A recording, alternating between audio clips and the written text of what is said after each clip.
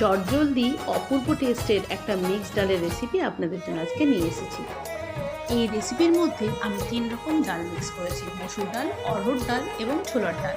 মসুর ডাল এবং অড়হর ডালটা সমপরিমাণ, ছোলার ডালটা এদের থেকে একটু কম।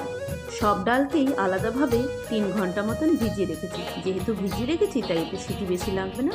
পরিমাণ মতন জল এবং লবণ দিয়ে একটা সিটি দিয়ে নেব এবং লাউকে ডুমো ডুমো করে কেটে লবণ দিয়ে একটা সিটি দিয়ে নেব। নিয়ে নিয়েছি কড়াইতে অল্প একটু তেল, তার মধ্যে গরম মশলা এবং তেজপাতা ফোড়ন দিয়েছি।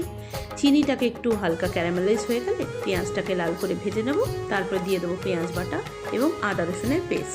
মশলা কষতে কষতে দিয়ে দেবো টমেটো এবং কিছু গুঁড়ো মশলা, হলুদ গুঁড়ো, ঝাল লঙ্কার গুঁড়ো এবং কাশ্মীরি লঙ্কার গুঁড়ো দিয়ে আবারও ভালো করে কষতে লাগবো। মশলাটাকে আরেকটু ভালো করে কষে নেওয়ার জন্য দিয়ে দেবো অল্প একটু জল।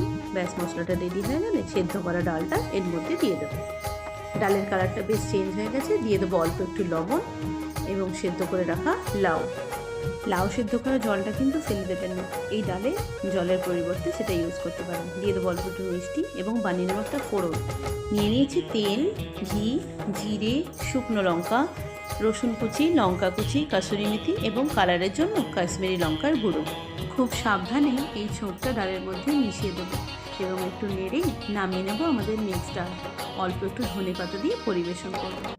যদি এই রেসিপিটা ভালো লাগে অবশ্যই পাশে থাকবেন।